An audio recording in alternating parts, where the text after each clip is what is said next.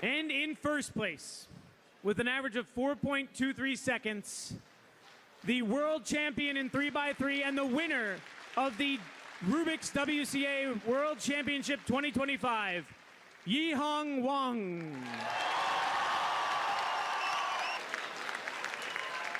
Les championnats du monde 2025 de speedcubing, qui avaient lieu à Seattle, viennent de se terminer hier. Et pour la première fois dans la catégorie reine, le 3x3, c'est un cubeur chinois qui s'est imposé. En plus, il y avait 3 cubeurs chinois en finale. Yang Wang qui a gagné en 4 secondes 23 de moyenne. Xuanhui Geng qui a fini 2e en 4,49 de moyenne. Et Chitian Cao qui a fini 4e en 5,43 de moyenne. Il y a seulement Timon Kolaczynski, le cubeur polonais, très célèbre pour ses nombreux records du monde, notamment en 3-3, qui a réussi à se glisser sur le podium et à empêcher le triplé chinois avec une moyenne de 4 secondes 98. C'est-à-dire une moyenne exceptionnelle, mais avec quand même 0,5 secondes de retard sur le deuxième et en accusant 0,75 secondes de retard sur le premier, Yang Wang. Ce qui va nous intéresser dans cette vidéo, c'est la 4e résolution de cette finale de 3-3.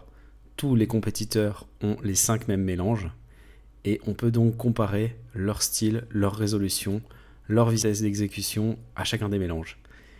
Et pour le 4e mélange, il y avait un début particulièrement facile que beaucoup de cubeurs ont su exploiter.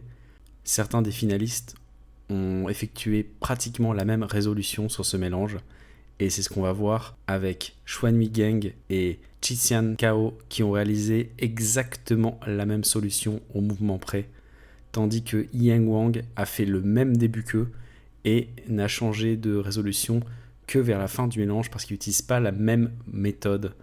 Donc au moment où les autres utilisent ce qu'on appelle la ZBLS, qui est le fait de, en insérant la dernière paire des 2 premiers étages, influencer le dernier étage pour obtenir les arêtes orientées, lui il a simplement inséré la paire et il a fait OLL-PLL, la méthode classique CFOP où on oriente puis on permute le dernier étage. Donc c'est ce qu'on va voir grâce au ralenti que je vous propose dans cette vidéo et que j'ai monté de façon synchronisée. Je vous propose de les regarder plusieurs fois pour voir la synchronisation des 3 cubeurs et cubeuses chinoises. Vous avez en haut à gauche Yang Wang, en haut à droite Chitian et en bas Xuanhui. Vous pouvez constater que Chitian et Xuanhui font exactement le même solve et vous pouvez voir la fin un peu différente de Yang.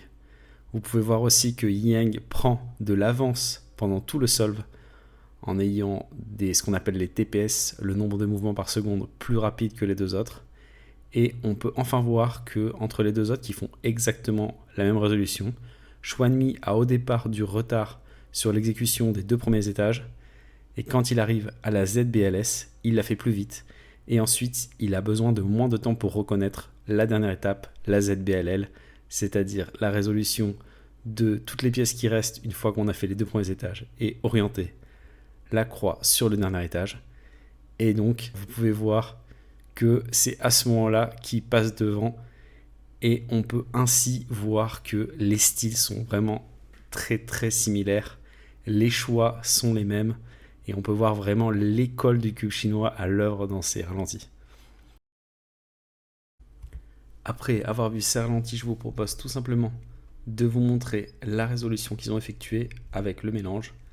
Donc on peut voir qu'il y avait 2 arêtes qui étaient déjà résolues correctement, la verte et la orange pour la face blanche, et que les 2 suivantes, rouge et bleu, peuvent être mis en faisant U2 tout d'abord pour les aligner avec leur couleur, puis après soit F2 R2, soit R2 F2.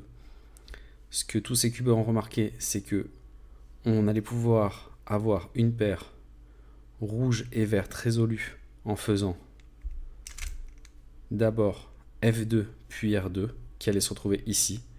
Et donc ce qu'ils ont vu ensuite, c'est que cette paire là n'allait pas bouger. Donc ils ont su qu'ils allaient insérer cette paire derrière, puis réaliser cette paire.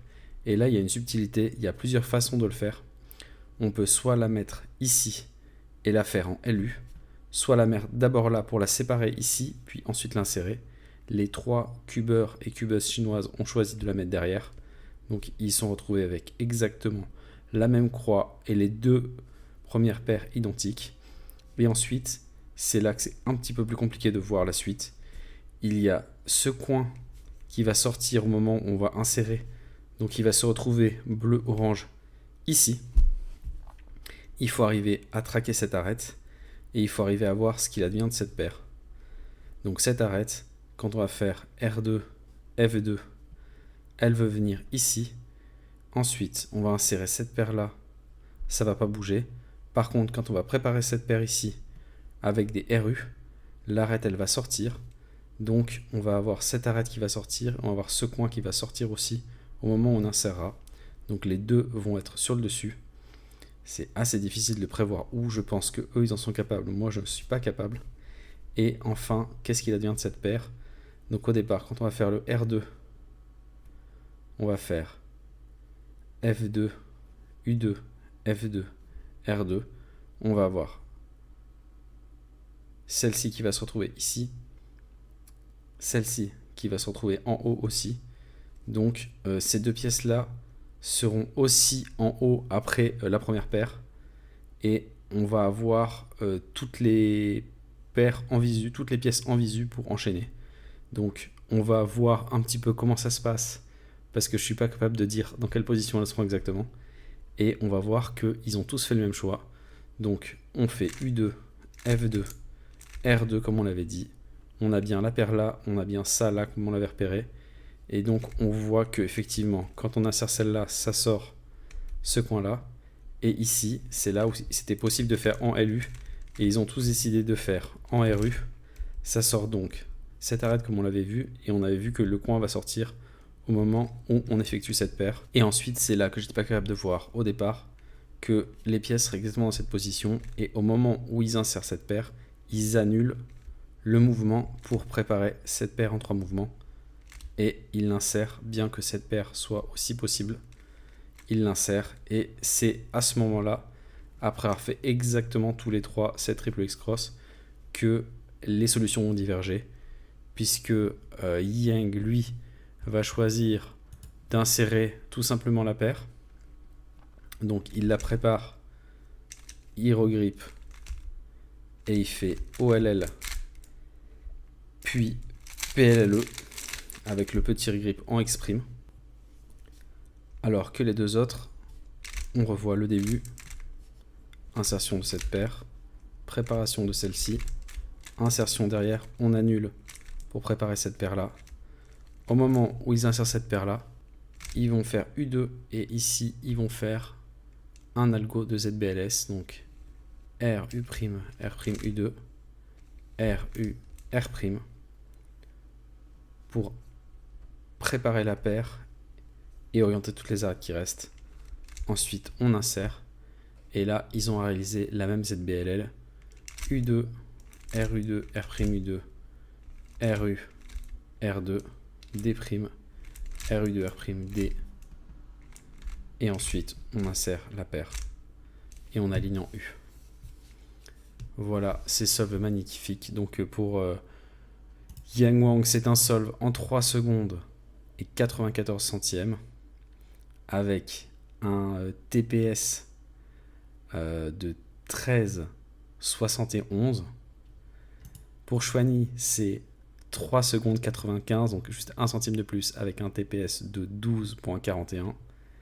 Et enfin, pour Chitian, c'est un temps de 4,41, donc un peu moins bon. On l'a vu, c'est surtout à la fin que ça se joue avec un TPS global de 11,79. Mais c'est là aussi qu'on voit qu'il faut se méfier des TPS qui sont calculés de manière globale parce que Chitian, au départ, commence beaucoup plus rapidement que Chouani, qui la rattrape. Voilà, j'espère que cette petite vidéo d'analyse vous aura plu et on se retrouve très vite pour une prochaine.